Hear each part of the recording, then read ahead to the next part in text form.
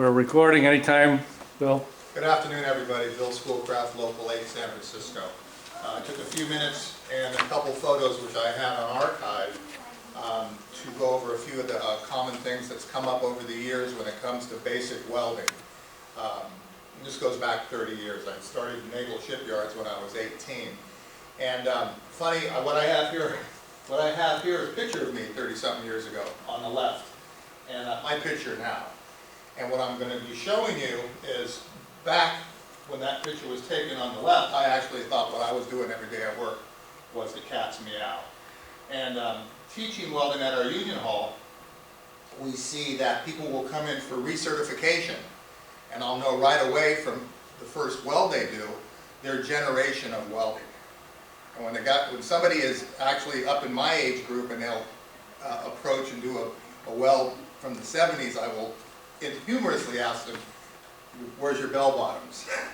And I say that for a reason, to inject humor into the fact that things have changed from the day of big wide weave beads on the bottom to stringer beads. And here we have a comparison of two of them together. But I'm going to speak to some of the pitfalls. We're going to go back one slide here. This was 3 years ago. When our industry was in a downturn, I went back into the San Francisco Bay and was doing some pipe welding on the commercial ships. And while I was there, we all have cell phones now, and I took the opportunity to take some pictures, things I could never do 37 years ago.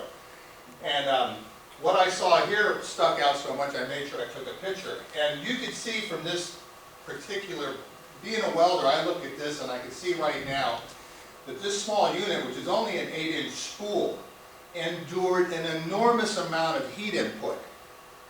So in order for somebody to go just 1 inch, or from bolt to bolt, it could have taken him 5 minutes pouring nothing but amperage and heat into that with these excessive weaves here. And that was very fashionable back in the 70s. They got wider and bigger, and like calligraphy. Everybody had their own style, and you could spot a mile away. There's Frank's weave bead. Isn't that pretty? Well, what started happening is that these weave beads started to tear in the middle, due to the fact that when you're weaving left and right, and the weld grabs onto the right parent metal and the left, when it shrinks, it pulls like a rubber band. And there was no control over this, you know, in the code books or anything, and so people just started to get carried away. I chose this picture too because being in the position of having to put these in place on the ship with nothing, you can't roll them or rotate them, you're stuck welding them where they're at. This poor fella here, I don't even know him, but my heart goes out to him. You can see that he had to put on this gauge, and he has a weld that is, there's undercut. This weld was so huge, I was like nauseous when I saw it. Then he had to go over it with this. Now this whole unit right here, it had a date on it from an inspector. It said 1980, I think 1980. It was an inspector's signature. Still holding pressure. Now that's a testament to the durability of welds when done correctly, even if they're wide and overstated.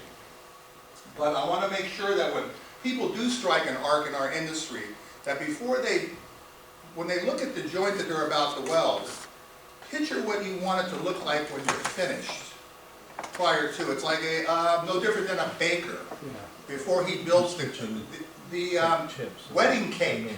He knows right away what he wants it to look like at the end. The vision is in his mind.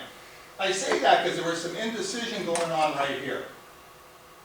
This fellow was taken off. Maybe he didn't anticipate an extra gap. Maybe he could have been possibly more elegant with a couple stringers.